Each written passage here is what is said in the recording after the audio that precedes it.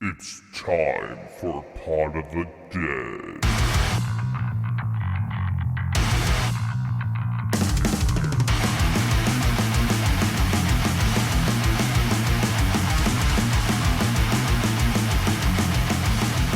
All right. Hello. Welcome to a new episode of Pod of the Dead Gaiden. On today's episode, I am without the ladies, but with me today, I'm your host, Nicholas. And with me today, I have Courtney Wyant from Nerdicide. Courtney? Yeah. I'm from Nerdicide. It's a Instagram live show that me and my buddy Justin do. He lives out in California, but he's from here. We basically just rap about pop culture, toys. We're both avid toy collectors, pop culture morons. And then it really boils down to us being able to sit and chat. Like it's like our hangout session. We just happen to do it in front of people. Yep. That's kind of how the Gaiden episodes are going. This is the second one. So first one was literally just our year-end bonus where we just talked about not even necessarily horror films, but just the shit that we came across this year that we really fucking liked. Whether that's metal albums, whether that's weird tentacle porn books, shit, like just all sorts of craziness like across the spectrum and stuff. So for this episode, I've known Courtney for many moons and stuff, and we basically hit it off long time ago at a metal show talking about the band Botch. From there we ended up being in bands and shit together, and our love of metal, hardcore, and horror films have always just kind of kept us interlinked for, good lord, 10-15 years. So, and I got to see Botch last year. Yeah, did you go out to Chicago for that? Yes. Yeah. That's dope. I'm hoping they come around here because I'm not one to drive multiple states for a show. Yeah, it was a trek because we literally left at like noon, and we drove straight there. I think we went in 8, and then we went to the show, and then we went to a bar where my buddy Chris, he had some friends that were in town in Chicago, so we went and hung out with them, got back in the car and drove straight back. And then we left from Findlay, so I had to drive. As soon as we got out of the car, I drove back home. I think I got home at like 7 a.m. Yeah. That shit can be fucking rough. But for Botch, it was totally worth it. It's definitely a bucket list thing for me where it was just, I can't believe I got to see it. And it's neat that like looks like they're actually like doing some touring, mostly East and West Coast right now, but hopefully. Yeah. Which is hilarious because they were literally like, we're not doing anything. Like, fuck off. And then they put out that single. Yep. And like, we're not recording anything. We're not doing any of that. And then it's like 3 days later, like, oh, we're going on tour. Yeah. You fucking asshole. It's kind of been the going thing with a lot of those bands from that era and stuff, because like now you're getting the original Dillinger Escape Plan, like vocalists and stuff. They're doing a show with that. Dead guys doing some stuff here and there. And just really strange. So wild. Thank you. But yeah, on today's episode, we're talking about sci-fi horror and its history, its influence, and we're just going to kind of wax poetic, as it were, about that kind of shit. But real quick, I'm just going to kind of give you, if you're not super familiar with what makes something sci-fi horror opposed from horror. I mean, horror is like the big umbrella. Then you're like little subgenres and stuff. You know, you've got like your slashers and shit like that. Sci-fi horror tends to be something that is science fiction based horror. And that it really kind of stems off and starts when Mary Shelley puts out Frankenstein in 1818. So that's like the mad scientist and all that stuff, you know, piecing together the bodies, all this stuff, talking about like what makes somebody human and stuff like that. From there, you get like H.G. Wells' War of the Worlds, and like that's like in the late 1800s. I think the first time it's completely fully published that was as one volume is like in 1896. You also then have H.P. Lovecraft starting to put out all the weird tales and stuff, like in all of these pulp magazines and stuff. And that's where, once you start hitting these weird pulp magazines and stuff, that's where you start seeing this shit start to get churned out, because the next big thing is the movies. So you get your black and white films and stuff. You get The Lost World in 1925. You get King Kong in 1933, Godzilla 1954, and then it's just the drive-ins. And that's like your next thing with your pulp magazines. Now you've got the drive-ins. You don't have to be in a lot of places. You can just pump something out real quick, put it up there. Like you were talking off mic, like Roger Corman putting out a movie a week almost. And shit like that. But yeah, like I'm not super familiar with a lot of the 50s and 60s like schlocky horror stuff outside of like watching almost every fucking episode of Mystery Science Theater 3000. Exactly where my brain went. Yeah, that was my introduction to a lot of that kind of shit. It's always just like weird people in weird suits going like, we must stop the creature from wherever, and then they just fucking deal with it, I guess. And what's wild about that stuff too is a lot of it was that where it's like, oh, there's this alien monster thing, we gotta stop it. Some of them look pretty rad, some of them look really fucking terrible, but it didn't take away from it ever, really, I don't think. Because we consider it schlocky and goofy, because we've been handed over the years like the great like Stan Winston stuff and fucking incredible suits and rubber masks and shit over the years. But I was going somewhere with that. Basically, like, somehow that all flipped into like post-apocalyptic shit. Like you watch like all that early stuff and it's just more or less fear of the unknown, and then basically like changing of the times, people started to worry about resources and shit a little bit more. It's like, what if all that shit was gone? And then you get fucking Road Warrior and shit like that. Oh yeah, which I mean, like in a sense, like Warriors of the Wasteland. That's one of those things that like I always kind of push back on and stuff, is like where people are like on a previous episode we talked about Seven a little bit and stuff, and like some people are like, that's not a horror film, and it's like, that's straight up a fucking horror film, and it's because it's from a policeman's perspective or something, it's not horror. And it's like in a proper viewpoint, you know, for the right people and stuff, the Road Warrior and stuff like that could be viewed as a horror film, like to actually put yourself in that position and stuff. Absolutely. You look at the basis of that, the story is like his family gets murdered. That's terrifying in and of itself. And then it's, what do you do with that? Do you cut your losses and fucking skip town, or do you fucking fight back and try to stop them from hurting anybody else? It's a scary thought. Oh yeah. To put yourself in that position, especially with how weird and violent those guys are. Like that is terrifying. Yeah, it's literally just like pure violence. Like, and there's no diplomacy. It's just might. I can tell you straight up, I don't want to be in that situation. No fucking way. That's scary. It's a fucking horror movie. Yeah.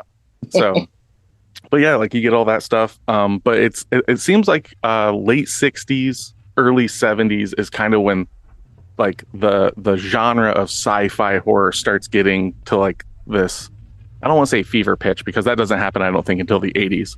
But like the 70s is when you do start getting, you know, like Invasion of the Body Snatchers, The Brood, The Brood's by Cronenberg and stuff. Like you start getting like these really kind of fucking weird stuff that kind of stemming off of the early 70s horror films. So you're like, or late 60s, early 70s, like Rosemary's Baby and stuff like that. That's the occult stuff.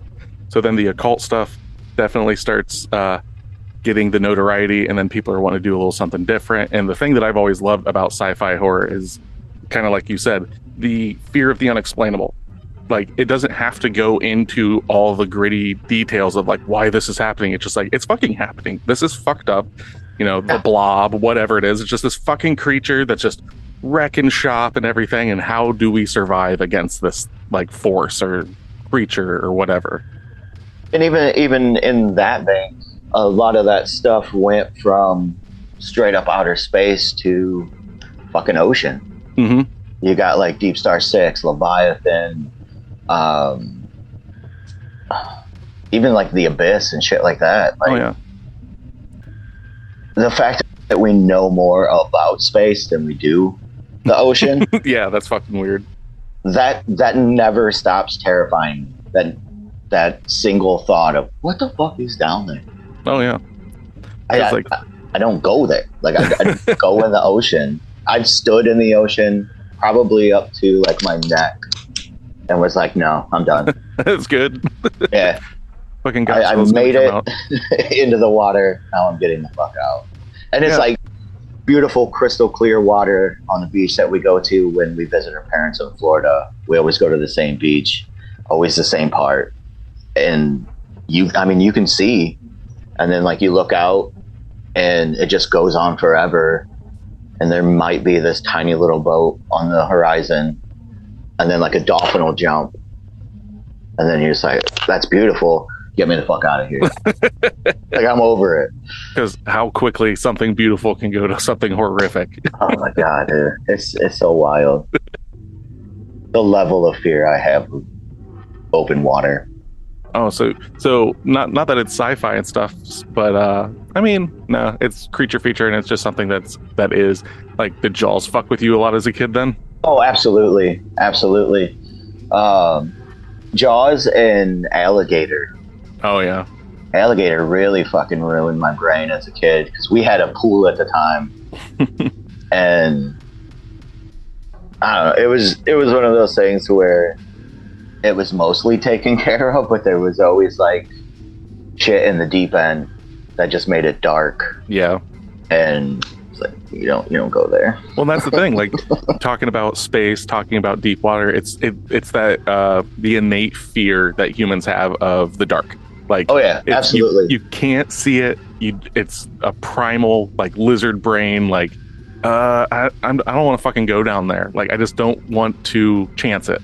Its ability to make, like, darkness, the ability to make something, in the light that it's shallow, but the second you turn the lights off, it could go on forever. Yeah.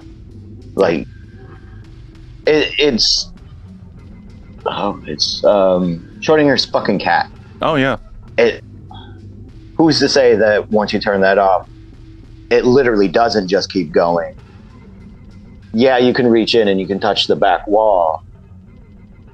But are you doing that? Like, are you making that wall there because you know that it's supposed to be there?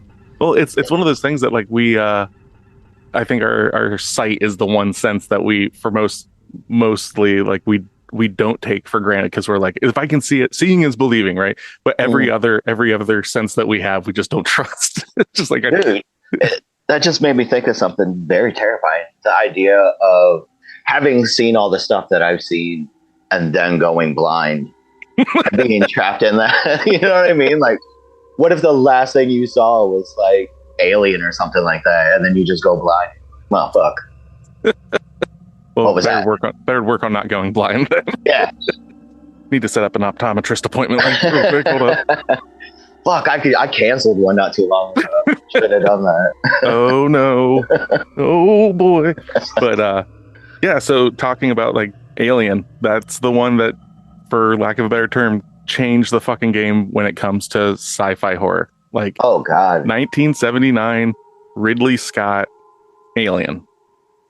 I remember that movie just completely ruining me as a child. Oh man, I've talked about this movie on several different podcasts.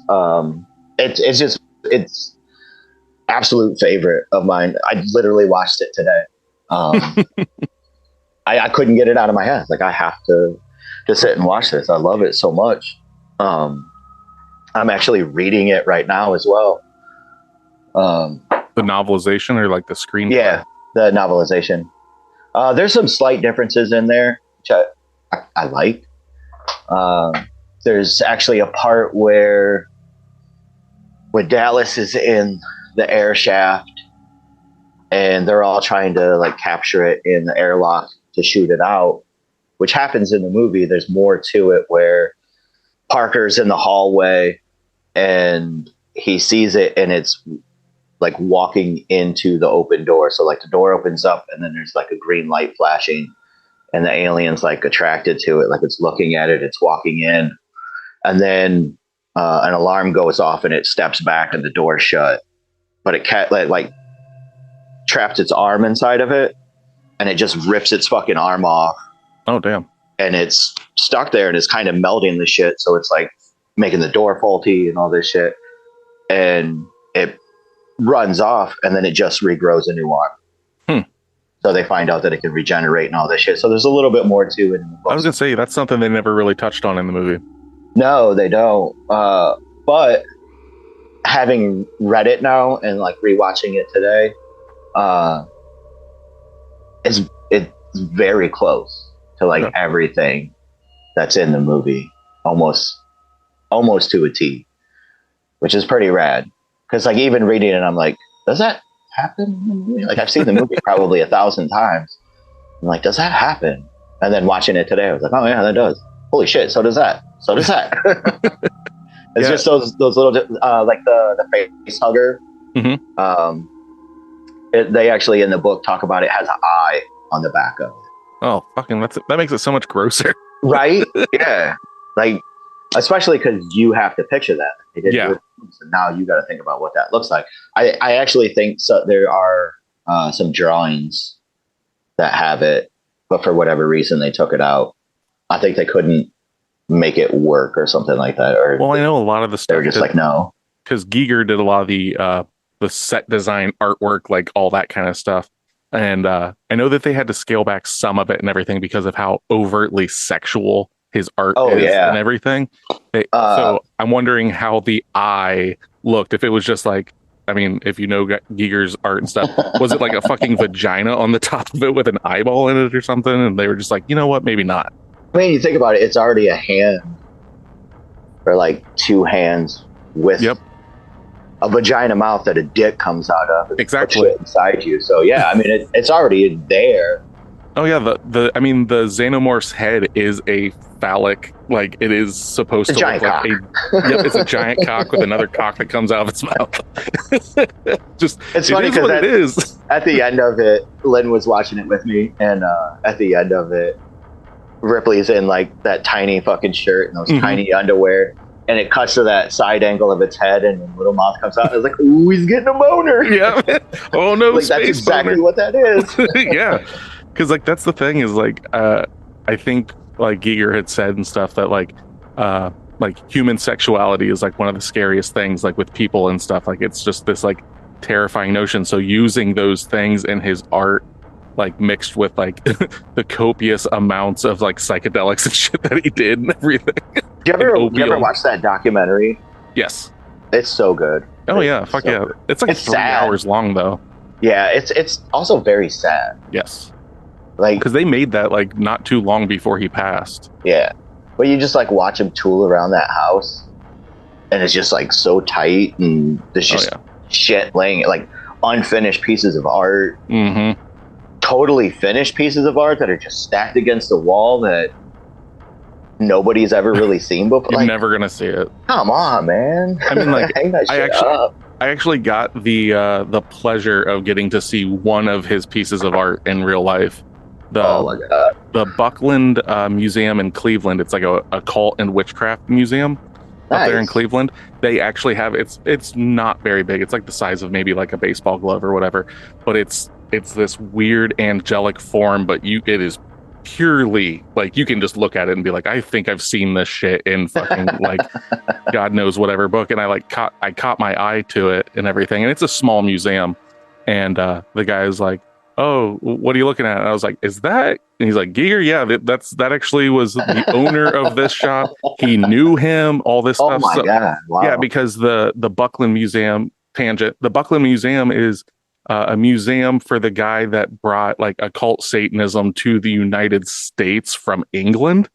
And it's his private collection that he had over the years and stuff like that. Good and Lord. Yeah, just in Cleveland. It's really fucking rad if you get a chance to check it out. Like, if you're in Cleveland, spend like an hour there. It's dope as fuck. I'd go just for that. Yeah, we took a very weird, but we took like a small family vacation to Cleveland. Watch out now. And but that was one of the spots that we ended up going. It was pretty cool. Some white people shit. Oh fuck yeah. But yeah, Alien, I mean, what they did, like, granted, I'm not looking at inflation or anything, but like that movie was made for $11 million back in '79, and the amount of shit that they did for miniatures, or like, it's all practical. Like, this is like the very little amount of CG that is in this is basically like old school, like when the ship is kind of coming into atmosphere from a distance, like at the very beginning. Like, that's about it. The rest of it is all in camera. It's insane. Yeah. So the explosion when she blows up the Nostromo and escapes, that might be the only part that ever takes me out. Oh, really? Because it's just so cartoony looking. Yeah. It's that whole like it's like film over film kind of thing where you can tell there's a disconnect. Yeah, it's just colors and shapes, and not a very good explosion sound. Granted, I mean, you're in space and you probably wouldn't hear it anyway, but those are stupid little nitpicky things I could care less about. It's just, I don't know. It doesn't seem very grandiose in the scheme of the entire movie. Like, that's the whole thing. You like blow the ship up. It just kind of lackluster and weird with the cartoony explosion. But it'll never stop me from watching that fucking movie. Oh fuck no. I mean, if I'm just going to not watch films because of like hokey parts here and there, I watched fucking Pacific Rim more times than I can even explain, and it was specifically because my inner child was just like, big monster fight robot. Yes. Yeah. Give me all of that. I was so excited to watch that in the theater. Oh yeah, that's dope as fuck. I haven't watched the sequel though, just because I'm holding on to like my love of the first one. It's not great, and it's not bad. It exists. It is what it is. Yeah, it's just more of the same. Yeah, but they just try to throw a little more, pizzazz. Yeah, there's a plot there. I like what they're trying to do with the monster parts and shit, but also monster fight robot. I gotta give it that. Oh fuck yeah. But what was it? Yeah, the Alien though is not like the only horrifying thing about Alien, because like Alien is like the xenomorph in Alien is like the obvious terror of the film, but then you've got like the corporation with their fucking android like hidden, that's literally just like cool with everyone getting fucking murdered because they want to get this back. And I'll say it actually works better in the book. Oh, really? Because you get a handful more of interactions. And then there's just like little asides where like when Dallas, Kane, and Lambert are out exploring and it's Ripley and Ash are on deck. Ash is doing like all his computer screen and they talk about how like she can't see what he's looking at. And there's just this little aside of like, if she could see what he's looking at, she would be horrified. Okay. And it's like, ooh, that's kind of cool. So it's like you watch that directive come in that you don't get when it came in there. There's a podcast I listen to called With Gorley and Rust. And it's Matt Gorley. He works with like Conan O'Brien and shit. Okay. And then the other dude is Paul Rust, who is an actor. He's a very funny dude. He's got a very small part in Inglourious Bastards. He had a show on Netflix called Love, and it's a very, very funny show. But they call it an easy listening podcast or a cozy cast, but it's all about horror and shit. Oh, right on. So they did like the whole Friday the 13th series. They did the whole Nightmare on Elm Street, all of Halloween.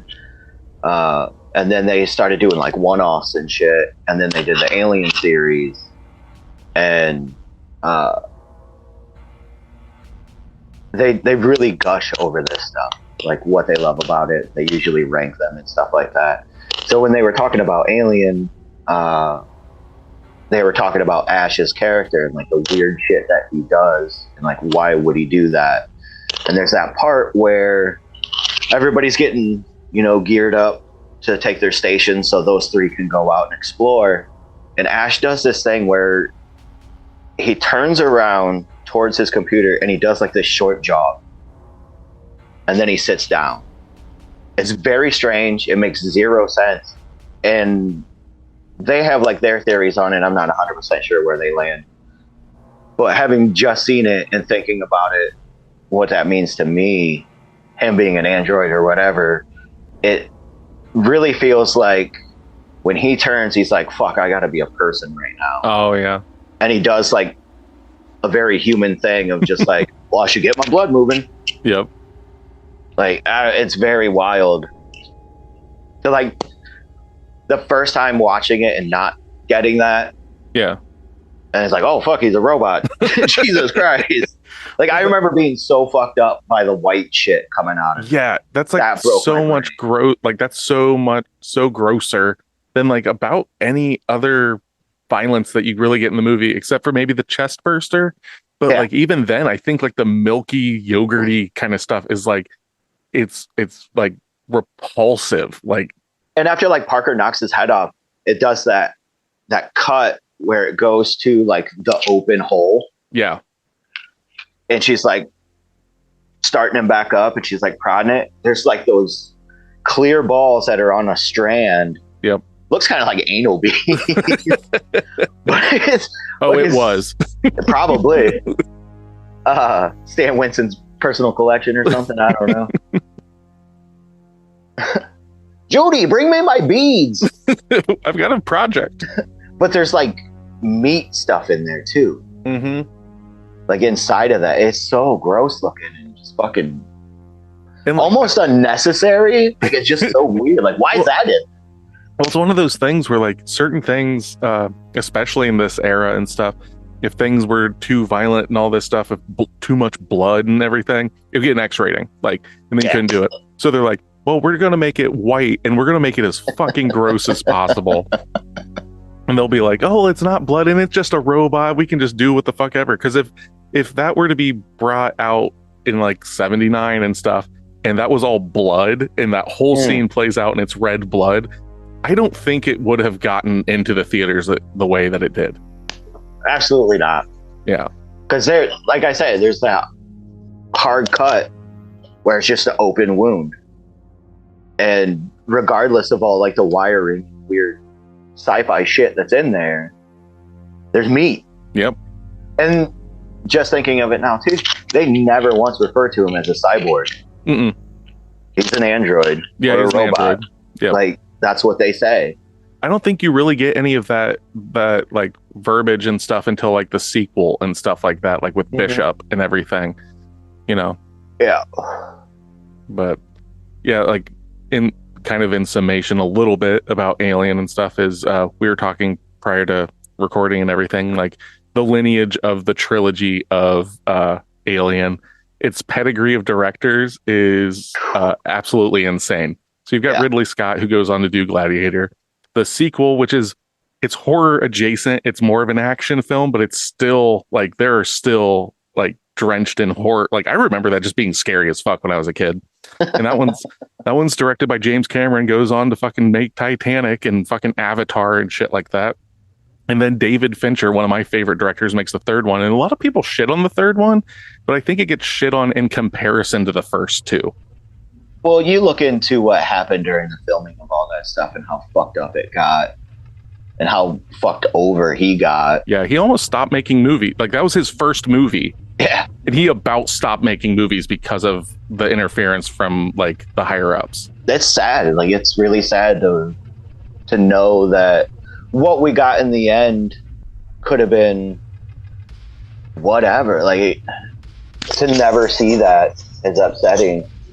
Like all that shit's gone. Like they can't make that. No, to ever happen. To see like what he ended up doing in his career, like even up to like I just watched The Killer that just came out on Netflix that he directed and everything. Yeah, I haven't seen that yet. Dude, it's written by the same guy that wrote Seven. It's directed by David Fincher. And then for me, it's like a big deal because then you also have Trent Reznor did the soundtrack. And I'm like, Nice. this is everything Nick wants.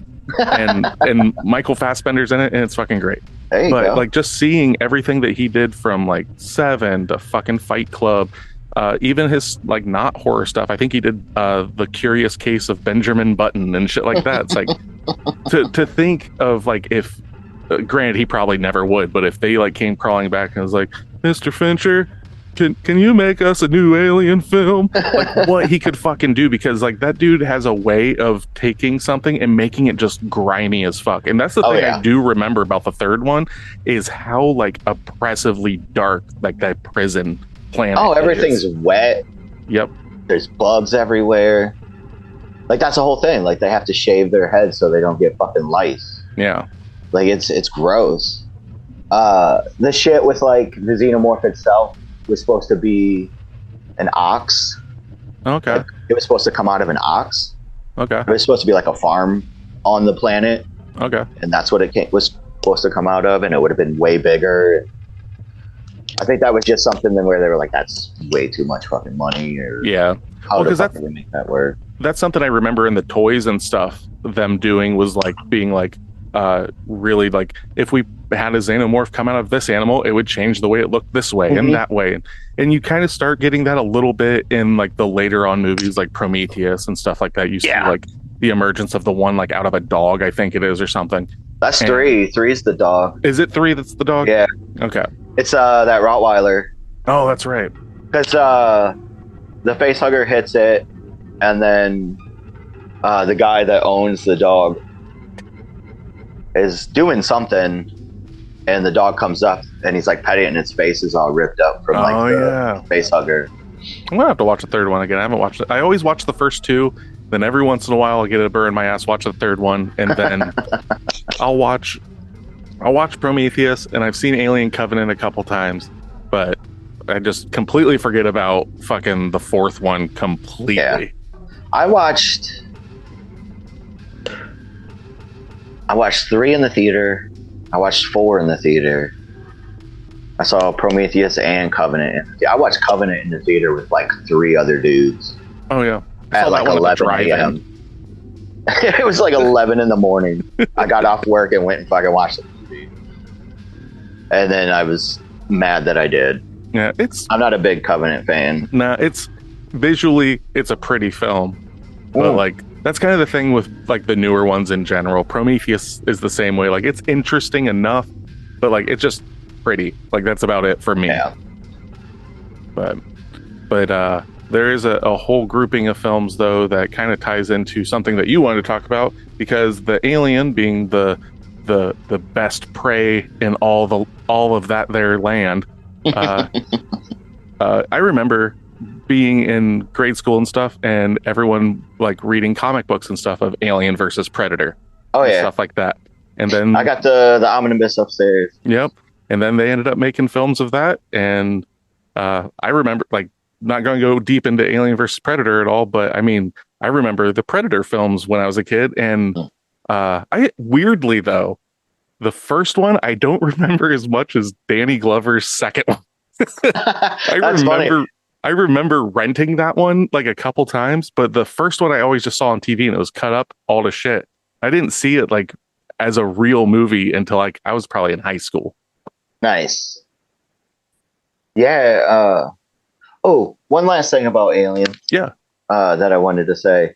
It's kind of my favorite thing about the whole thing is that movie just gets smaller and smaller. Yeah. The farther you get into it. Like you said, when like the ship comes into view at the beginning, it gives you this grandiose thing. You're in fucking outer space, which is gigantic, but you can't fucking go anywhere. There's no like, oh, we could just go outside. That ain't fucking happening. Yep. So you're trapped inside this giant ship, and they do a really good job of making it look fucking endless. Like it's huge. So if you want to be a part of our club, you can find us at facebook.com/podofthedead or else on Instagram at pod_of_the_dead or on TikTok at Pod of the Dead. If you want to email us any questions, any complaints, or movie recommendations, you can email us at podofthedead666@gmail.com. And then they get into a smaller craft. They go down. They bring the alien back on board with them, and then they're back in the big ship. But just that alone makes it seem smaller because they really don't reference outside anymore. So now you're back in the ship with this fucking thing. And then once it comes out of Kane, then you have like, okay, definitely can't go outside. We're trapped in here with this thing. It could be anywhere. And then it like really becomes more and more claustrophobic to where like Dallas is in the fucking air shaft. Yeah. Tooling around, and that makes my chest hurt fucking talking about it. And you know, by the end of it, you're in the escape pod and it's right fucking there. Yeah, you're literally just standing in like a 10 by 10 room. That's about it. It feels like it just keeps chomping at your surroundings until you're just stuck in a room with it. Yeah, and there's no hiding from it now. Yeah. It's to the point where like it's kind of curled up to hide, but it is just in plain sight right there. Yeah. And it just slowly crawls out. And that's literally, I think that is probably the creepiest moment in the movie. Like not the scariest, but just the creepiest. Like when you see it just like kind of writhing out of it and everything. Because she does that shit where she's like directly in front of it. Like it's right in front of her fucking face, but she's looking down, tapping on the fucking computer shit, and then its hand fucking like kicks out. Yep. And I'm like, God damn it. And then its fucking head rolls out. But even with that, she goes into the closet where the suits are. Yep. So she's even in a smaller portion of her room. Man, it's just, I love how tiny that movie gets by the end of it. And it legitimately is like, here's this fucking like multiplex size spaceship, and it just keeps getting cut down and cut down and cut down until you. And literally, the only thing that saves her is kicking it out into nothing. Yeah, like you have to open that up. Like it's fucking so brilliant. I love that shit. Makes me happy. Predator. Yeah, go ahead, Ben. That thing. Predator was huge in my house when we were kids. We fucking rented that movie almost every weekend. I'm not sure which one of us ended up buying it eventually on VHS, but I think I've seen Predator about as many times as I've watched Alien, because they kind of go hand in hand for me, where it's like, well, if I watch that, now I gotta watch the other one. Yeah. So I'll probably watch it later today. Better way to start a new year. Oh yeah. So I was thinking about that too while I was watching Alien. It's like, this is day one of the year and I'm watching Alien for the first time. I'll probably watch it once a month. Oh hell yeah. It's just a thing that I do. That's one of those episodes I really can't wait to do, because like the format of this podcast is like I'm steeped in horror like my entire life and everything, and then it's my wife and my sister, and like they dip their toes in it. They like little bits here and there, but it's like, oh, okay, here's something that, you know, maybe you'll like, maybe you won't like. So what's really wild is like this year, like none of them had ever seen The Evil Dead 2. So I was like, this is fucking wild. Here we go.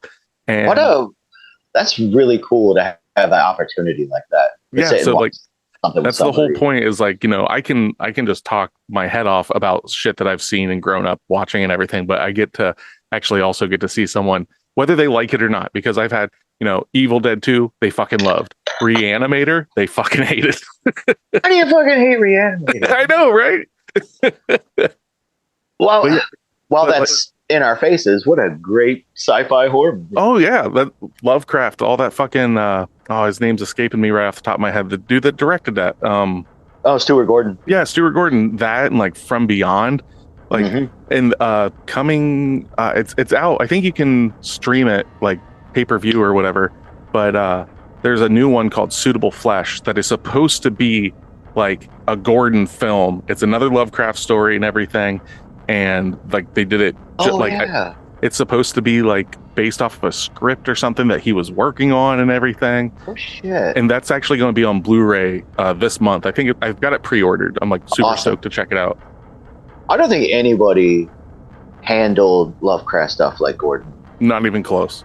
That dude fucking just had a way to make the shit that Lovecraft would talk about that you're like, how the fuck do I even picture that in my brain? Yeah. Like otherworldly shit, so vague sometimes on what it looked like. And like Gordon Reanimator's not so crazy because it's basically kind of like a zombie, like Frankensteinish kind of thing. But once you get to like From Beyond, that shit is pure like insanity. Yeah. And for him to just be like, yeah, no, there's gonna be like these weird like multi-dimensional eel things, just all this fucking crazy shit.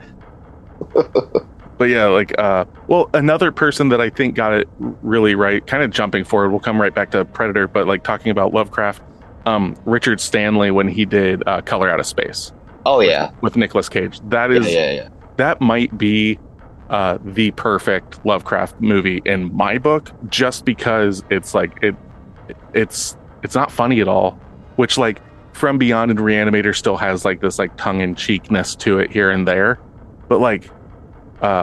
Nicolas Cage in that movie didn't make sense when I first I was like Lovecraft Cage. I'm not 100% sure, and I love Nicolas Cage, but that fucking movie is great, and it's so fucking weird. You never actually see what the thing is because it's just a color fucking messing everything up from the foliage to llamas to everything.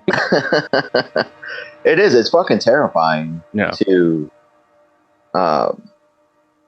look at it like that, where it's again that fear of the unknown, and how much more unknown can you get than a fucking color? Like, it's so fucking wild. Well, and like the thing about Predator the thing about I was looking up we were talking about Richard Stanley.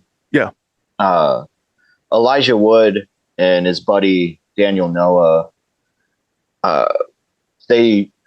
what is their production company called? I know what you're talking about because it's the one that did Maniac remake. Yeah, and they did. I think they produced Mandy too. Oh yes, they did. Yes, they did.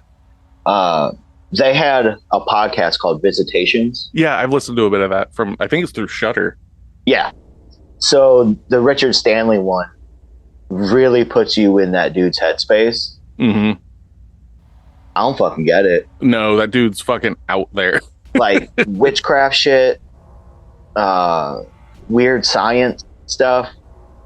He tells a story about this thing called a bloodstone. It's like meteorite shit from space or whatever, but you can like rub the stones together and it bleeds out this red viscous shit.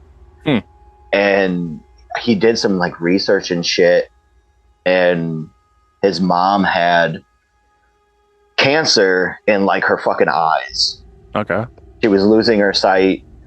She was a painter, and it really bummed him out. So he did all this research, and he found out that if he used this shit and he would like drop it into her eyes, it was making her better. Okay. But it's so fucking terrifying because it gets to this point where he's like, it was like Pet Sematary, where she would like get violent and upset at like nothing, and like refused to fucking paint even though she could again, and like it's fucking scary, dude. It's super scary. That's fucked up. But I highly recommend that episode just to hear that stuff, because it's wild. It's like, oh yeah, that could only happen to Richard Stanley.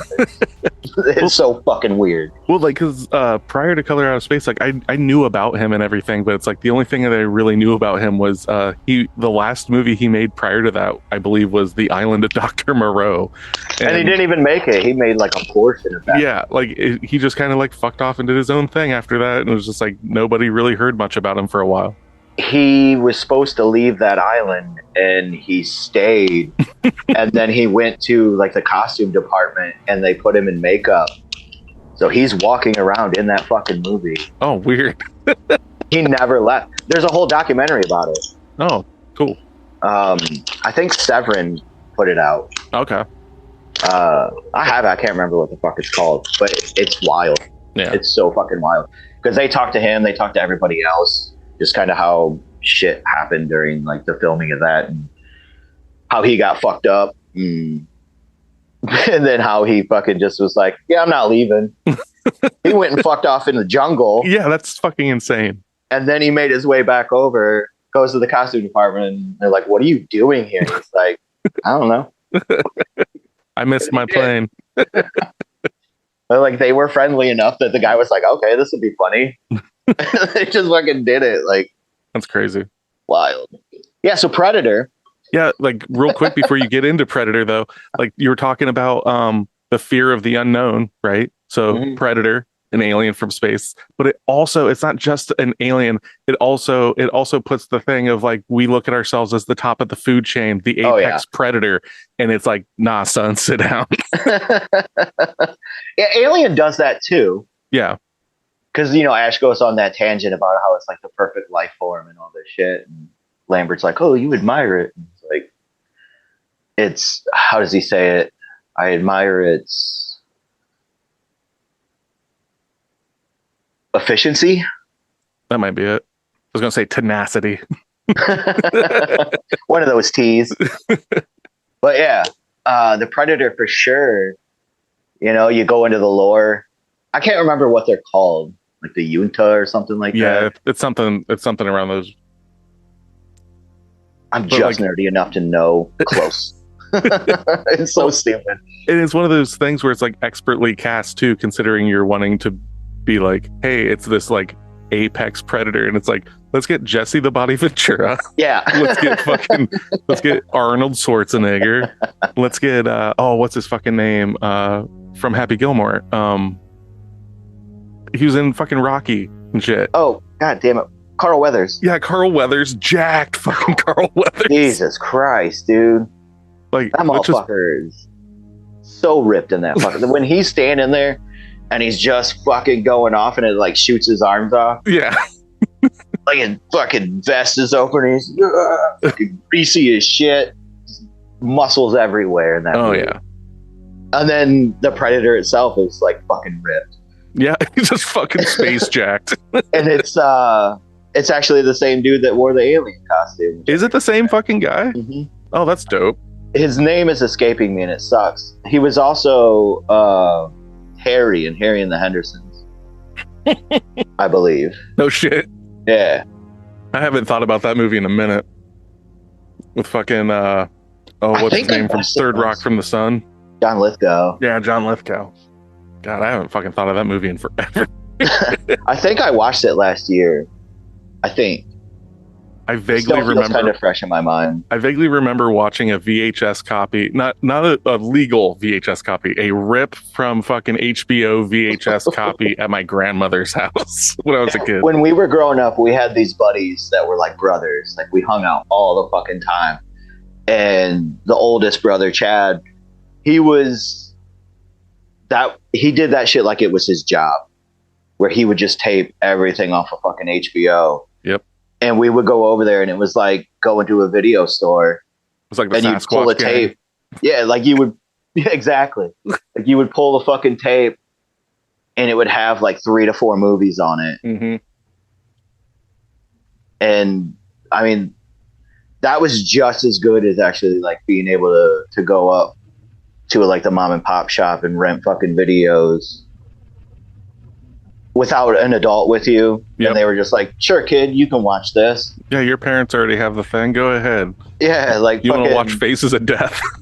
Give me $1 and take your 4 movies home. Like, get the fuck out of my face. Dude, that's like, and not to sound like an old fucking crotchety bastard and stuff, but like, that is like one of the most formative things of my childhood, is that, and like the same thing with like going to a record store, going for like the physical thing and just, what's this? I have no fucking clue. And then just finding out, or just traumatizing myself with some movie, you know? I mean, you listen to anything or anyone talk about that experience with VHS tapes and shit, and the one thing everybody always touches on is the fucking box art. Oh, yeah. Like, it was such a cool thing to like walk through rows of movies and just be captured by an image and being like, I gotta fucking watch you. Well, and it's also really interesting too, like when something, when a film's box art is so horrifying that you like won't watch the movie or whatever, like that just looks like it's too much. It looks like, and then you go and watch it, and it's the most tame thing in the world. Oh yeah. And the movie for that, for me, when I was a kid, and it's not fucking scary at all, was Monkey Shines. I just remember seeing that cover so many times at like the family, like mom and pop, like rental store, and just being like, I want nothing to do with that fucking movie. It's a scary cover, dude. It's something so innocent looking, just turned enough. Yep. To that evil grin and the fucking dead-eyed stare, that fucking wind-up monkey with symbols. Like, yeah, I could pull Hellraiser off and be fine. I could pull there's something about that fucking monkey, man. But yeah, anyway, fucking. Like, I know this is something we've talked about, probably many times over the years, like band practice or something. But I was always terrified of horror shit when I was a kid. Like, oh yeah. I would sit through as much as I possibly could, but for the most part, I was like a pillow over the face, or like watching it through my hand. Like, I was scared of everything. Like, it's a running family joke that watching The Incredible Hulk with like Lou Ferrigno. Yeah. When he would turn into the Hulk, I would hide behind the couch because I was so fucking scared of that shit. And then years of that, and then it wasn't until I watched Return of the Living Dead, okay, where I saw the humor in it, and got jokes like that, and then it just like opened everything up, and it's like, fuck, I got to go rewatch everything now, yeah, because I feel like I missed something, and I did. I missed all of that by just working it up in my brain. I was talking about it last night. My buddy asked me what my 3 favorite vampire movies were. Okay. And I was struggling for a third one, and he's like, is Lost Boys on your list? And I was like, fuck, how did I not think of that? Yeah, that's so good. I remember the first time I watched Lost Boys, my oldest cousin and my older brother had rented it, and they were making me watch it. Right on. Like, you can't fucking not watch this, don't be a pussy type of thing. Real machismo shit. And I laid underneath the coffee table and cried through the whole movie. Because of Kiefer Sutherland's amazing mullet. Yeah. and then I watched it again maybe a year or so after that. And I was like, why didn't I watch this? This is fucking incredible. It was still scary, but it was... fucking love that movie. It's so beautiful. Lost Boys is definitely in my top 3 when it comes to vampire films. The 2 that instantly come to mind, and they're like almost like double featured, is Lost Boys and Fright Night. Those are my 2 fucking favorite ones. Fright Night was on my list, and From Dusk Till Dawn is the 3rd. Yeah, From Dusk Till Dawn's good. I would probably, just because of me being me, I think I would, if I had to do it, I'd probably put 30 Days of Night.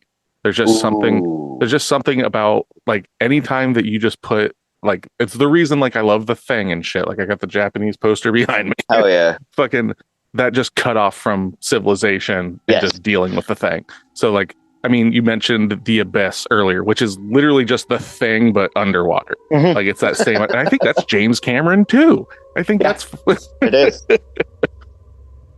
But yeah, fucking quite the resume, that guy. Yeah, motherfucker. Like, all that stuff. It's so fucking weird. He did Terminator 2. It's just stupid. What I like about 30 Days a Night is that part where, like, all the vampires are just out and about, and Barlow's actually out, like, walking with them. Yeah. And he grabs that lady, and she says something about God, and he's like, no God. That's fucking, it's so mean. Yep. But it also is like, he would know. Yeah. Well, it's like, that's the thing about that movie that I really liked, was just how mean it was. Like, not in the sense of, like, like how some horror films can just be like mean against the audience. Like, we're just going to, like, like a lot of your, like, torture porn kind of stuff and everything, where it's just like, we're just going to push it. It's not that. It's just like using the humans as bait to get more humans to try and save them. Yeah. Fucking, like, all that kind of stuff is just really fucked up. I'm not crazy about the way they made most of them look, but the atmosphere and everything of that movie really. I mean, it's really close enough to the artwork on some parts for Yes. sure. But yeah, there is It's about weird, the eyes. I don't like the eyes. The teeth I'm fine with. It's like the weirdness of the eyes. And I know that's how it looks in the comics, but yeah, they got that weird brow. yeah. But yeah, so got Alien. We've got Predator with all the muscles and the jungle and the literally being hunted. Which it kind of does the same thing. Yep. And maybe that's where, 30 Days got some of that too, is using like others for bait and shit like that, where it'll like capture like a portion of voice or whatever and play it to like get your attention. Like, I love that shit. It's so fucking smart. And it's just neat to think that somebody sat down and came up with that cool ass idea. Like, what if something came here? Oh yeah. And no different than hunting season around, like we live in Ohio, like no different, like tagged, hey, this is, I don't have that antelope, I don't have that whatever. It's like, I hear these people are kind of like a bastard to deal with and just come down and fucking like, well, if you're a real hunter, you got to bag Arnold Schwarzenegger. Yeah. You find the baddest motherfucker. It's like going to jail and like picking out the toughest guy and punching him in the face, like knocking him out. Yeah, and then cutting his head off and mounting it and flying back to space. Got your trophy. Well, and that, if I remember, like I said, it's been a bit. That movie ends with like basically the Predator kind of giving him a little nod, like, nah, you're good. Like you're as good as I am, son of a bitch. There's that, but also like beep bop beep bop beep boop bop. Yes. You're also fucked. Like, if I'm gonna die, you're still gonna die. Yeah. Type of shit. I love that. That whole setup of him like setting the traps and shit, and then like, come on, I'm right here, kill me. Okay, but it's like looking at it. Oh yeah. And it's so fucking rad. It's like, you dumb piece of shit. Like, I'm literally hunting you and you're setting fucking traps. Like, get the fuck out of here. And it's like he's trying to set, like, it gets to the point where he's just covering himself in mud, trying to hide from it and everything. That's because so brilliant. It's got thermal scanners. It's got fucking invisibility cloaking. It's got like these fucking guided lasers, like all this shit. It's and when you really boil that movie down, it's more of an action movie than it's more like Alien. It's more like Aliens than Alien. Yes, I agree. Because it's machine guns against the thing. Like we've got the firepower and we're going to try and deal with it in that sense. But it's still science fiction. It's still like, it's horror adjacent. I would not be like it is a horror film, but like I wouldn't say it's just a pure action film either. It's like, you got chocolate in my peanut butter.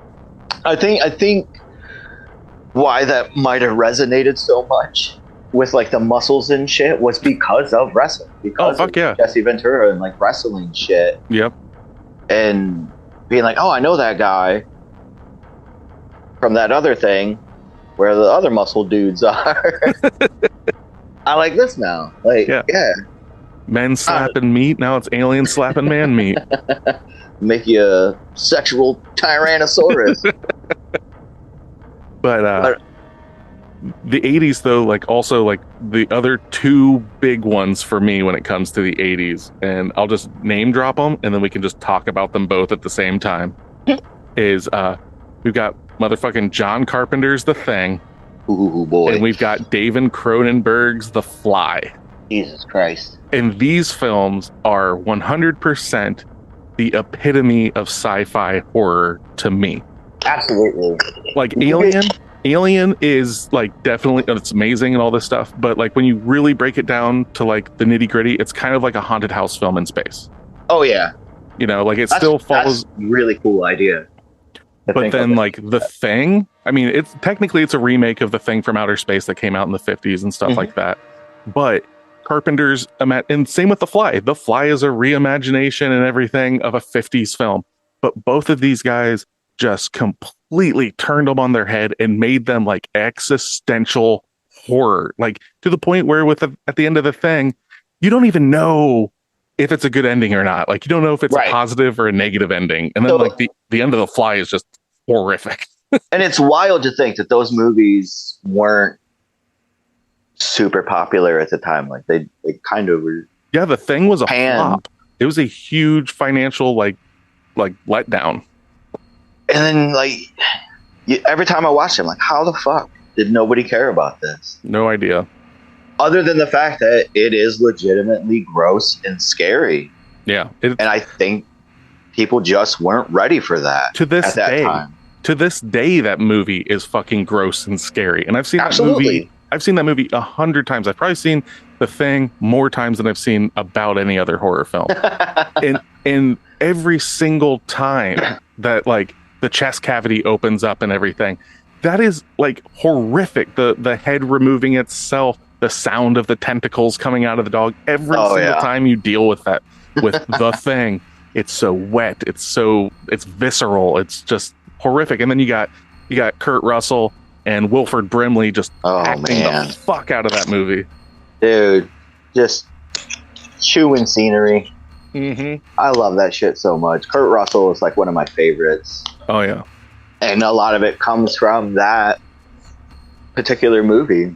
Yeah, like I mean, like him and Carpenter, like they did that. Escape from New York, Big Trouble in Little China, like all in like this little pocket, and like those are all just fucking like. I mean, Escape from New York it's like that Mad Max kind of feel, like where it's like that post-apocalyptic. It could be like I could see people looking at that as kind of a horror film as well, like with how it's laid out and shit. But yeah, the Thing is just insane.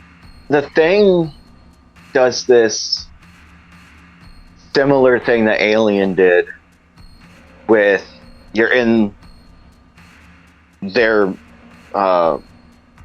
base. Like they're confined to that. Everything outside of it is you can go outside, but you're probably going to freeze to death. Yes.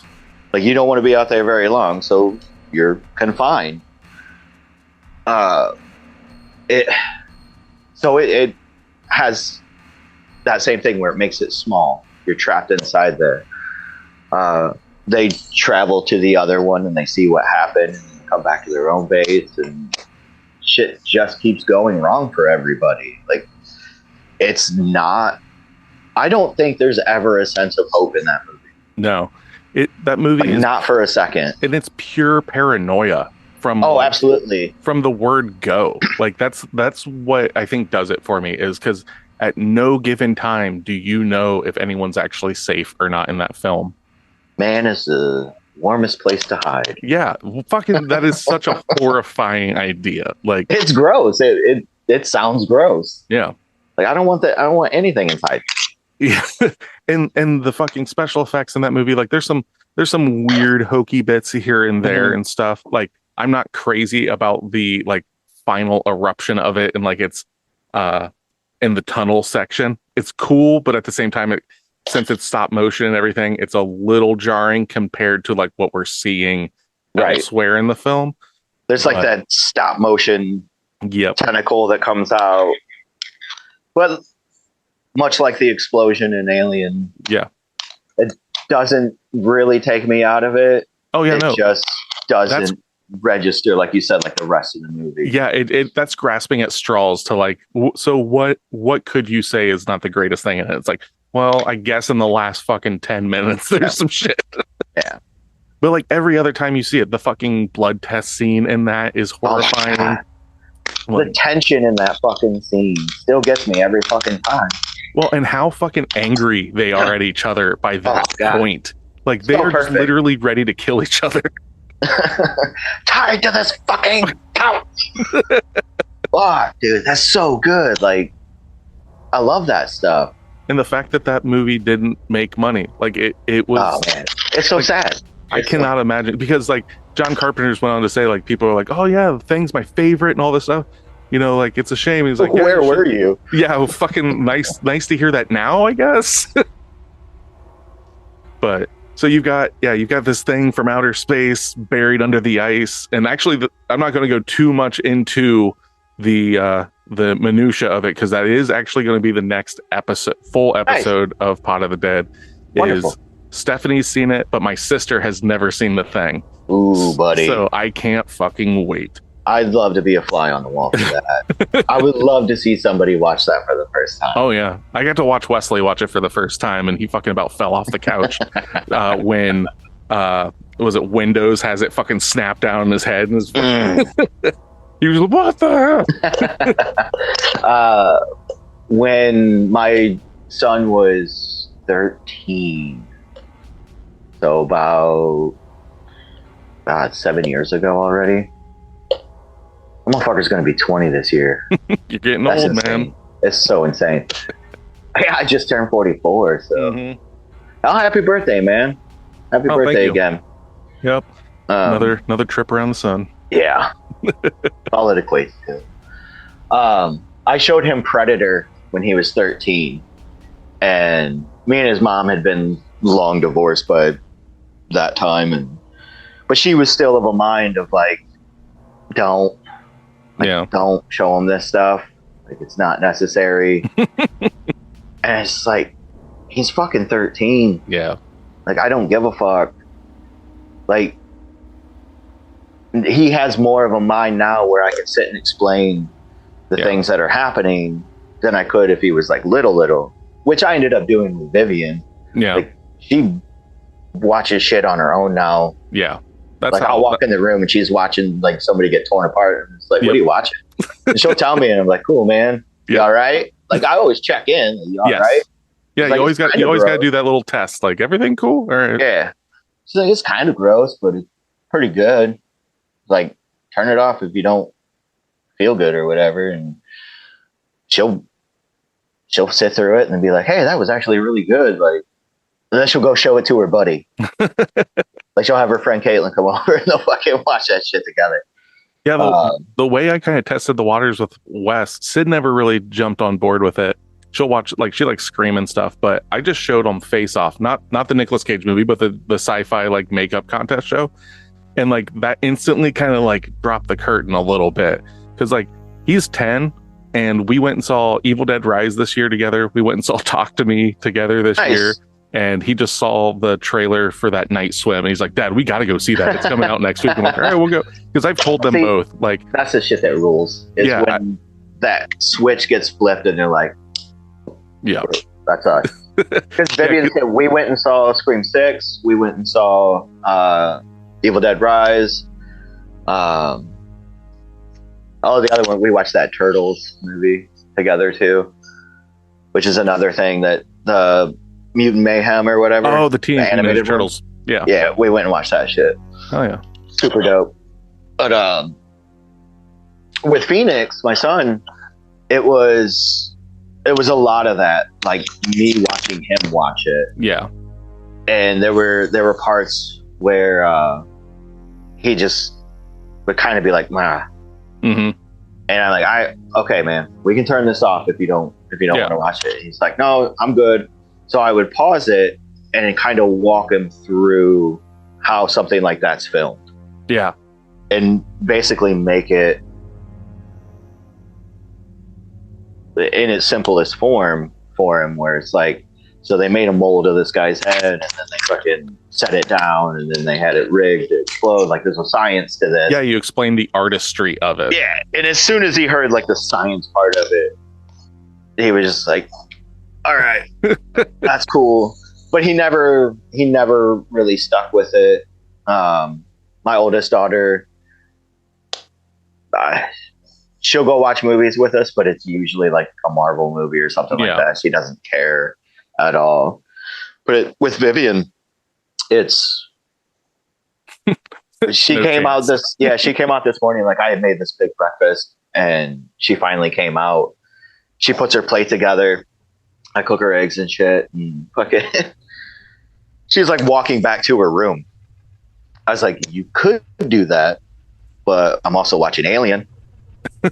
And she goes, I'll watch Alien. So she came out and watched a little bit of Alien while she ate her breakfast. Nice. Yeah, that's starting the new year off on the right foot. There you go.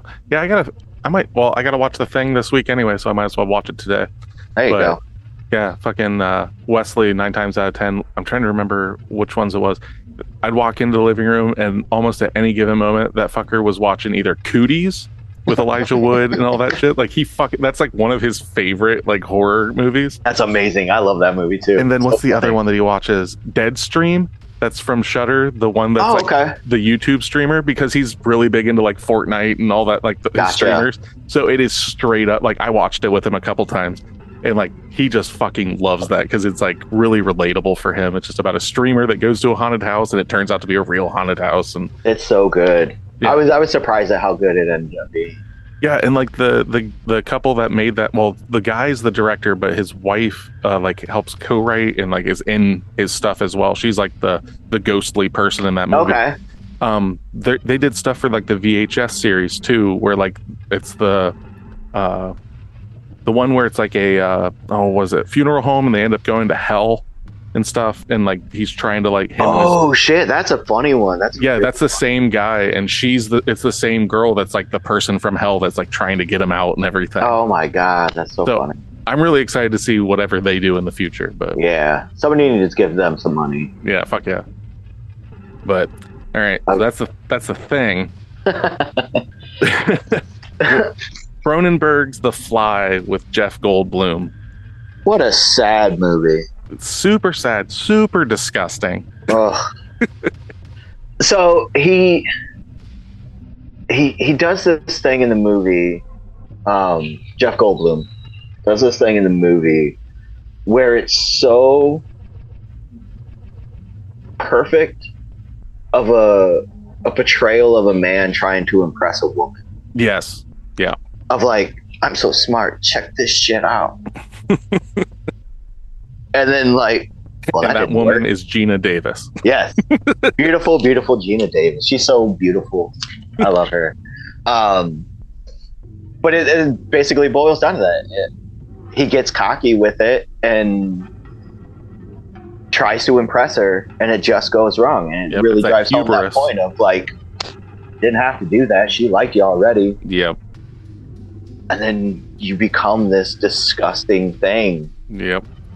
And you watch her fall apart because she's watching him literally fall apart. It's, there's that whole thing that people try to put on it where it's like an allegory about AIDS and shit. And yeah. Like, it's just not. Like, I don't see it. It's just not. It's just a really sad love story. Yeah, it's like wrapped up in Cronenberg's fucking body horror. Yeah. Like, what would you do if you fell in love, but you were also falling apart and becoming something that they wouldn't want any part of? Well, it's Jeff Goldblum, like you're saying, like his insecurity and self-doubt of being enough for Gina Davis, and then his hubris of, like, well, check this out, and then literally just a fly, something as literally forgettable as a fly in a room, gets into this transporter with him. And his genetics get spliced with it, and over time, you get the Brundlefly, and Jeff Goldblum starts to mutate visibly and just visceral. It's just so fucking gross. It gets to the point where he erupts from his own form and stuff by the end of the film, and it's sheds so his skin. Horribly depressing by the end. And it does that thing where he's terrified of what's happening, and then there's that scientist part of him that starts to embrace it, and he starts like writing everything down, and this is interesting.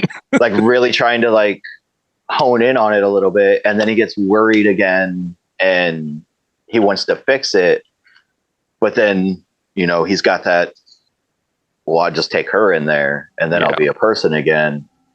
And it's fuck, dude. Like now you're gonna completely ruin the thing that loves you for selfishness. Correct. It's really a good lesson in that. The whole thing, he's selfish. I care about myself.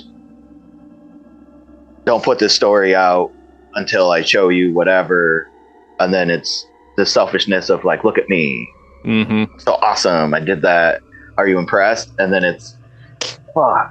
And if I remember correctly too, isn't it like right after the initial like swap and everything? Isn't that where we start getting sexy Goldblum? Because like, oh yeah, that's where like the I don't know, like the mating of how a fly is and everything like starts to show. So he gets like really muscular. He's getting stronger. He's shiny for some reason. Like, it's always like glistening. Because it was the 80s, man. Everyone was shiny. Yeah. Just cocaine and baby oil. His fucking permed ass fucking weird mullet. I don't understand that one. Weird choice. 80s were a weird time, man. It was a weird time, but with that though, we got some of the greatest fucking movies. Like, oh my god, so many good movies. It's insane. From like everything that we've talked about today for the most part, and then like the rise of the fucking slashers, the like all this fucking shit. Like, there will never be a time, and there will never be another time that there will be such a like paradigm shift in a genre of movies, specifically horror. And it was so much so that by like the 83 or something like that, the MPAA is just like, nope, you guys like can't be fucking doing this shit and everything. You get the video nasties over in England where they're just like blacklisting a bunch of shit. Just wild. Yeah. Just wild. That people got so worked up about that shit. And it's always never gone away. It's like always just pointing the finger at something so someone doesn't have to take responsibility for something else. Right. It's no different, like, not trying to, get on a fucking soapbox, but it's no different than like the Columbine stuff. Then it was all these metal bands are the reason that people are killing. It's like Satanic Panic, all that horse shit. All that shit. Because Satanic Panic would have been happening right in this time. Horror films, metal bands, D&D. This is all bad, and it's this is what's corrupting America and all this stuff. It's like, go fuck yourself with that. Like, it's a way for people to fucking let off steam. Scientific provings that people that like listen to metal music and watch horror films and stuff, it is a stress reliever, and these people are more likely to be more well balanced than those that don't. Absolutely. I think it was a weird way of working itself out where people just didn't want to talk to their kids about how they were doing with anything, and they just thought it was easier to take that shit away. Like, well, I don't want to ask him how he feels about it because that seems weird. Like, my parents didn't do that with me. Nope. Is what they would say, probably. Like, my parents and I didn't have that relationship. I can't be better my kid that way. I can't be better than my parents. It's like, actually, you really can. It's strange because weird side quest here is I've never been asked before, like, do I parent like my parents? But I heard it. I was watching Neil Brennan talk to Kenan Thompson, and he asked him, he's like, do you parent like your parents did, or do you have your own thing? And I was like, holy shit, I've never thought of it that way. Like, do I parent like my parents? Like, I'm not like super hands-on, but I do like the quality time and the check-ins and shit like that. I don't know, it's weird. Like, well, like my like, not to, like you said, not to go down this huge side quest and everything, but like mine was, I took what I liked about being raised and I kind of bottled that up, and I was like, okay, I'm going to kind of use that. And then I looked at the things that I did not like about being raised, which was like a smorgasbord. And I went, I will never do that ever. I remember how that made me feel. I remember all that stuff. And then I just, giving a shit about your kids, having conversations with your kids about things that you don't understand that they're into, and being like, why do you like that? Can you explain to me what it is about these things? Yes. Like my daughter Sydney is really into fucking like Vocaloid music, which is like this weird like J-pop kind of stuff and everything. And not to draw like a comparison to like horror films and stuff, but it's just like, I don't understand it. And instead of just being like, it's fucking stupid, whatever. So what is it about it that you do like? It takes that much fucking work. And if parents would do that, then you wouldn't have these fucking parental groups going like, Tipper Gore and shit, being like, oh, music's bad. It's just like, fuck you. See, what was cool was like, my parents did a thing, because it's so weird to like look back on the past and realize what age my parents were when I was a certain age. Like, sometimes that shit just blows my mind, where it's like, oh fuck, they were only in like their fucking late 20s, early 30s at this time. Yeah. But they were out doing shit. They were being 28, 30-year-old people going out to the bar and shit. Yep. So we were, we would be either at my aunt and uncle's house, and there was a gas station right across the street that we rented every fucking horror tape they had on the walls. probably multiple times. And then, or we would be at our house and we'd walk uptown to little mom and pop shop. It was called J&D's. We would go up there and we rented everything up there that we could fucking get our hands on. So in that sense, like, really developed an appreciation for movies. And then there was times where we would be like, hey, we rented this. Can we rent it again? And they'd be like, you watched that? And they're like, yeah. And you're like, where were we? Probably out. But like, I remember Dad like picking stuff out too that we had already watched and be like, oh, that's a good one. And he's like, cool, I want to see it. And then we would go sit and watch, you know, whatever together, Big Trouble in Little China or something like that. Mm-hmm. So it was really cool to have that. And we still talk about shit like that to this day. Or we would sit around and listen to music. I remember entire Sundays where we would just like sit in a family room and fucking just have the radio on and like sitting on the floor drawing and shit. Nobody saying a fucking word, but we were all existing in that space. Yeah, just experiencing life together. Yeah, listening to music and shit. It was beautiful. Like, I can trace my appreciation for all that stuff to those times. And it's really heartwarming, and I hope that that's kind of what I'm passing along. My oldest daughter and I, that's where we connect, is on music. Cool. Every time we're together, she's like, hey, check this out. And I'm like, hey, I got this for you. Nice. And we trade off like that. The fact that I've made her a Replacements fan makes my heart swell. I fucking love it so much. But I'm glad that we got to talk about sci-fi stuff, because I don't feel like a lot of people touch on it. Yeah, it kind of gets overlooked because like the obvious genres that everybody wants to talk about and stuff are like your slashers, or they want to talk about whatever the shocking thing is. Yeah. Whether you like them or not, I really don't care. But like, you know, they want to talk about Rob Zombie films or you know, like these divisive things of like, you know, like I like it, I hate it, and whatever.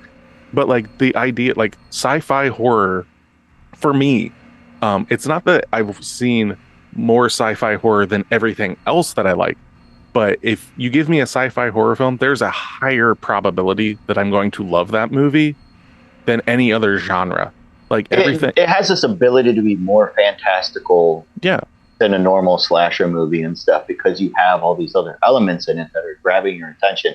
Whether it's a false wall that has fucking Christmas lights fucking duct tape to it, yeah, and it looks futuristic.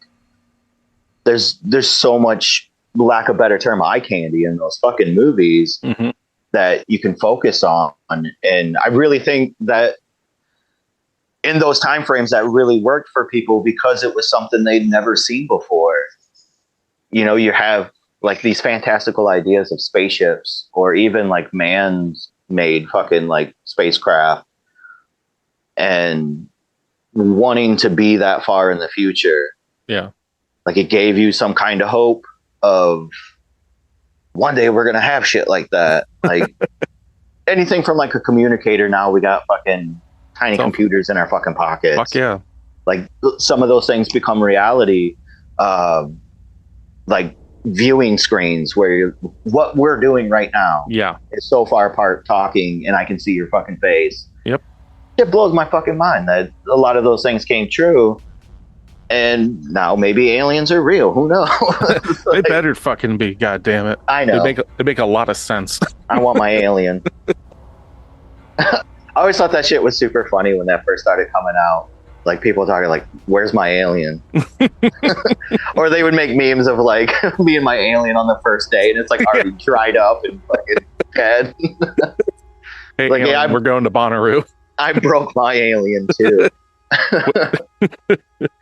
That's mine would be fucking ET, and we're just drinking fucking Coors. I don't even like Coors, but I'd drink one with ET. Oh, fuck yeah.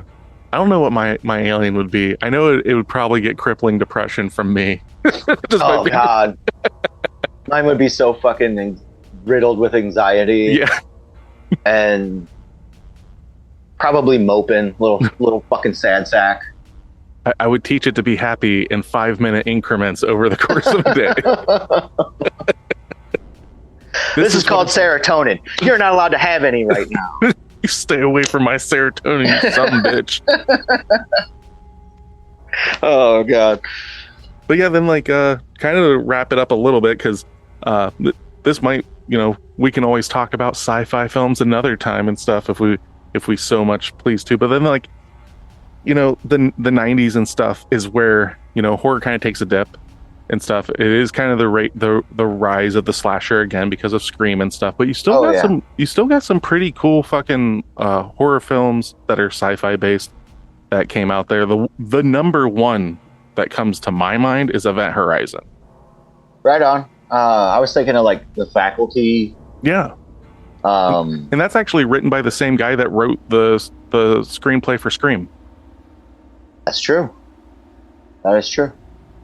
Because that's what works so well is some of those teenage conversations work. Some of it doesn't. Some of it's very poorly written. But for the most part, I really like The Faculty. I think that movie's fucking fun. Yeah, because it's kind of like you take The Thing and you put it in a high school. Yeah. Like, that's fucking wild.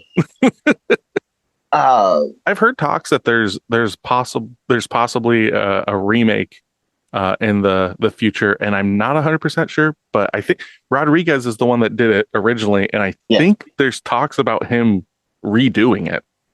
That would be amazing. I would watch that in a heartbeat. Yeah, I would fucking watch that shit like today. You put like Elijah Wood in there as Jon Stewart's character as the teacher. Like, I'm in. I fucking buy it. I buy it. Though there was another one I was thinking about. Like Richard Stanley popped back into my head. The movie Hardware. Oh yeah. Is that like from the 90s? Yes. Okay. That might be late 80s.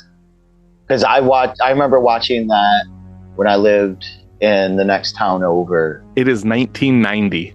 Oh my god! Wow. It just makes it. So I was fucking 10,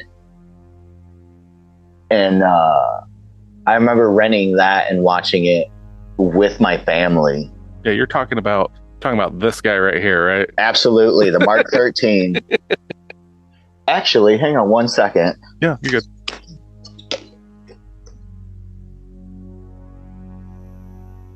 Come here, you motherfucker.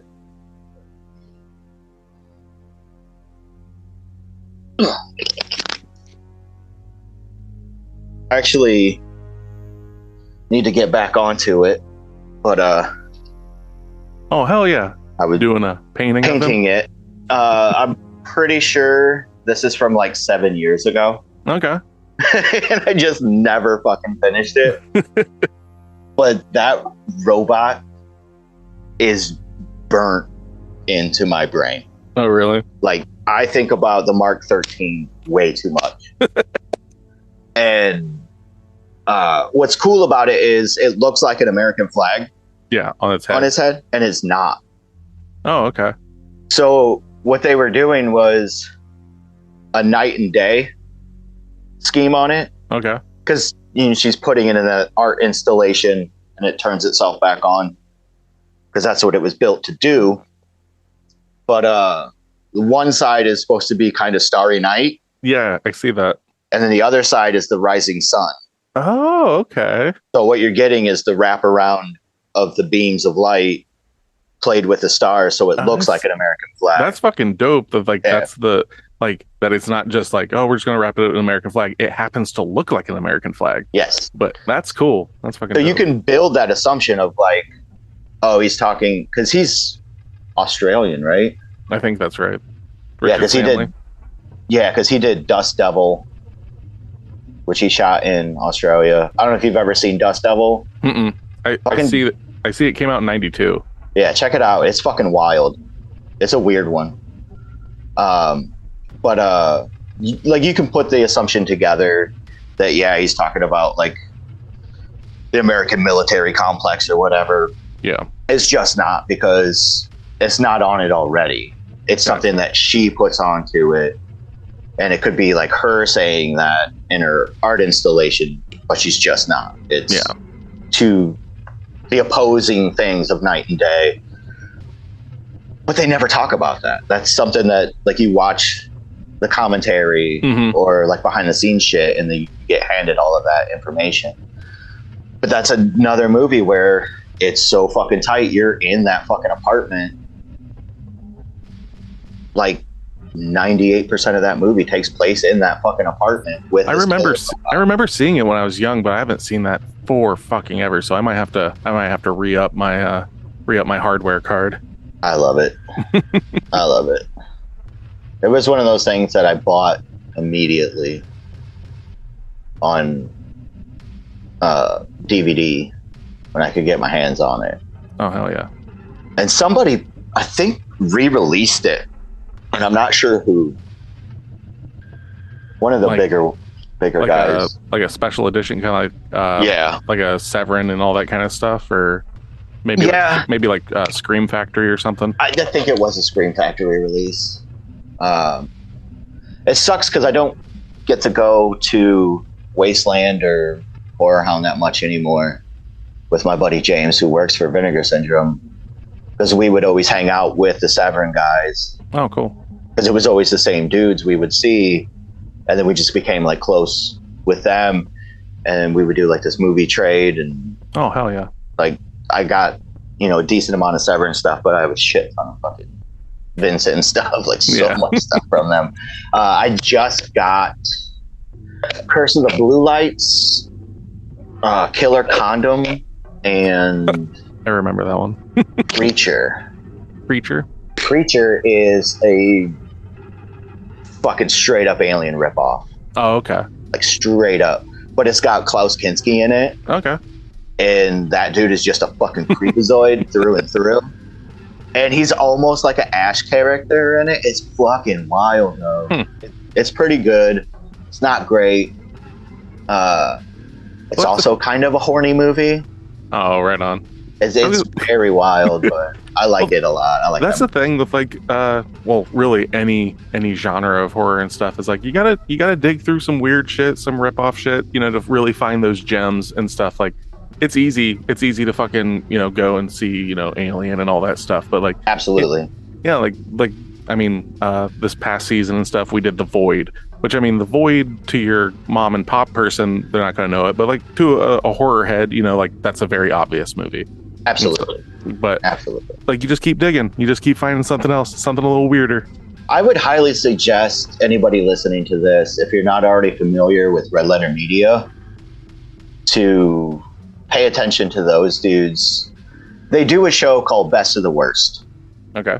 They got multiple shows where they talk about like movies and stuff, but on Best of the Worst, they'll do a thing where it's either like a battle of genres or just a theme. Like sometimes they'll do like horror movies. Mm-hmm. They'll pick like 3 or 4 movies, sit and watch them. They're not great. Like they have this thing where it's like, it's not B level. Like it's not even like 9 times out of 10, it's entertaining because it's so fucking bad and wonky. Almost like that shot on VHS kind of thing. Yeah. So but it's things that we've heard of. It's like Warriors of the Wasteland or fucking, they watched The Suckling, which Vinegar Syndrome put out. Like that's on one of the episodes. And they actually have a Plinketto board. Okay. And they drop a ball and it picks The Suckling on that episode. It's so fucking funny. And then they're mad that they watched it. I fucking love that movie. It's so gross and dumb. But I love that movie. That's how our episode about fucking, what was it? Buffy the Vampire Slayer was. We watched it. We all came back. We were all so fucking mad. We rewatched that movie. Because it's one of those things. It's like, I remembered it as a kid and I was like, that's probably whatever. We're just kind of doing adjacent stuff. We were just like, dude, Lynn and I literally just watched it the other day. Like, I'm not joking. We just fucking watched it like a day ago and 2 days ago. And we laughed through that whole movie. Oh, really? About how fucking weird it's so wonky it is. It doesn't, like, there's so much that doesn't make sense. Like, especially Donald Sutherland. Oh, Christ. Because my favorite thing about, and go back and listen to our episode on Buffy the Vampire Slayer if you really want to hear the gush on this and stuff. But like the fact that he fought with the director and stuff and was just like, no, I'm going to act this way. And that's him. He acted this way. Like his death scene and stuff that's all Sutherland. I'm like, what the fuck? It's like pulls the coat over his face. What? Yeah. Paul Rubens fucking Jesus amazing. Jesus Christ, dude. I loved every fucking second he's on the screen. Oh yeah. He's one of my favorent dudes. Yeah, I've got him right here above my computer staring. He's my supervisor. I can't remember the company, but it's like Terror Tunes or whatever. Oh, right on. It's fucking him with Petrie just fucking staring me down. I just picked up the Crimson Ghost and Elvira ones. Oh, okay, right on. I went and bought those a couple weeks ago. Hell yeah. There was something you said earlier, just a few minutes ago, that I thought I had something about, but now I don't remember. It's all good. I live in that pocket right there.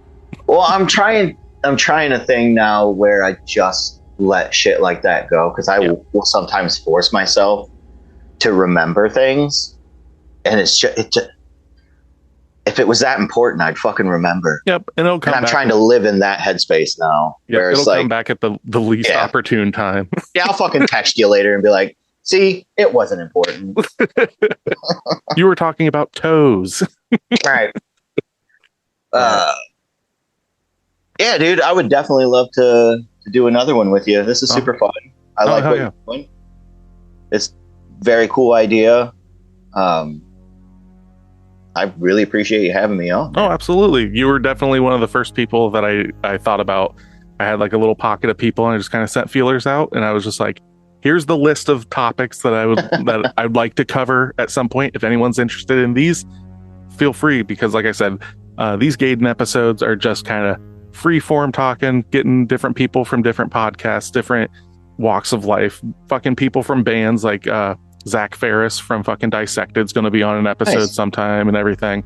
So just kind of, seeing different perspectives, because that's the thing is like, I like talking about fucking horror films, and I know plenty of people that do, and why not?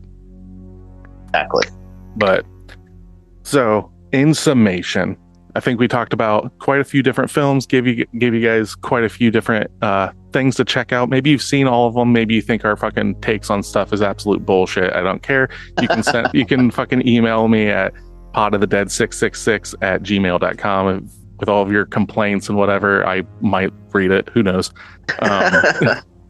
But the good news is you don't ever have to. I don't ever have to. But if for anybody out there, if you've got any movie recommendations and stuff that you'd like for us to talk about on a core episode with the ladies, or if there's even like a broader topic like we did today for a Gaiden episode and stuff, also send those.